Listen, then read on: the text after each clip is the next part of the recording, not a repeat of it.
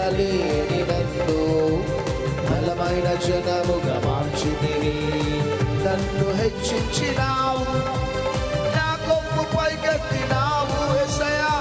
నన్ను హెచ్చించినావు, నా కొమ్ము పైకెత్తినావు.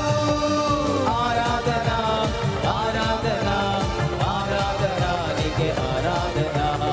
ఆరాధన ఆరాధన ఆరాధన నీకే ఆరాధన.